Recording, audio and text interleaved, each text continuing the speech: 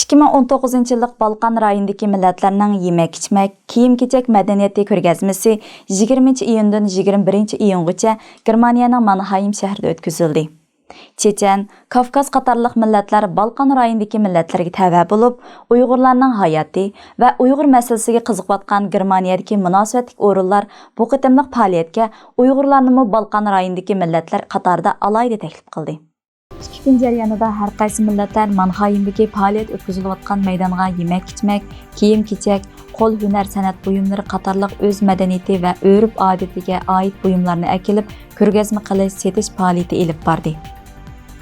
Baden-Württembergdagi mashrab jamoati bilan Dortmunddagi Uyg'ur madaniyat uyushmasining boshchiligida shu joyda yashayotgan Uyg'urlar bu qitimliq ko'rgazmaga qatnashib, har qaysi millatlar bilan birlikda Uyg'ur madaniyatimizni ziyoratchilarga tunishtirdi.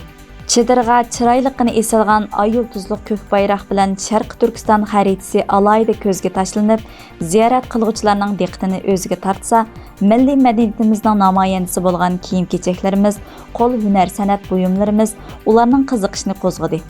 Xonim-qizlarimiz tayyorlagan har xil Uyg'ur taomlari, sangza, pechini pirani qatorliq tatliq turimlar, naq maydonda pishirilayotgan polo kavoblarni bo'lsa, xaridorlar tetishib ko'rgandan keyin og'ziga tegmay maqtashdi. Ziyorat ham tijoratni asosiy maqsad qilgan bu qitimliq ko'rgazmada Uyg'urlar bir tarafdan Sharq Turkiston vaziyatini tunishtirdi, ham bir tarafdan akelgan yemek-ichmaklarni setib, qo'sh unum yaratdi. Egalishimizcha bu qitimliq faoliyatdan yig'ilgan iqtisod mashrab jamoati qurgan fondga topshirilib, iqtisodiy jihatda yordamga muhtoj bo'lganlarga ishlatildi ekan.